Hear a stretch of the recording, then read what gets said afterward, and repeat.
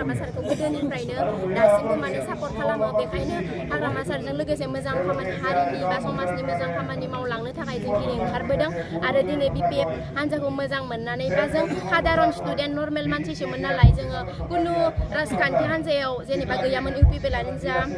BPFआनो जा गासिबो हान्जायावनो जों गैयामोन जों सादारन स्टुडेन्ट जोंहा दा डिग्रिया जोबथ'बाय नालाय जों बिदिनो हारिनि मोजां खामानि मावलांनो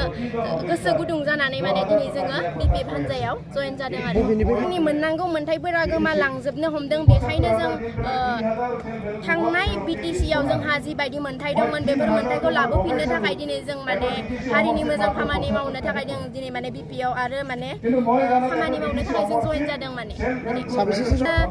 दाख्लै थांनाय क'क्राझार बाथौ खेराइ रिजर्टआव मिटिं जादोंमोन ना चिराङाव मिटिं जादोंमोन ना बेयावबो जोंनि लोगोफोरा जयेन जादोंमोन आं माखासे उसुबिदानि थाखाय बे मेलाव नुजाथिनो हायाखैमोन बेनिखायनो दिनै जों साब्रै जाफैदों आरो माने जोङो इयुन जोलैया दानिफ्रायनो जुदि सोलोंलांबासो जोङो इयुनाव सासे गेदेर मानसि बा हारिनि मोजां खामानि मावलांनो हागोन होननानै माने दिनै बेयाव जयेन जादों आरो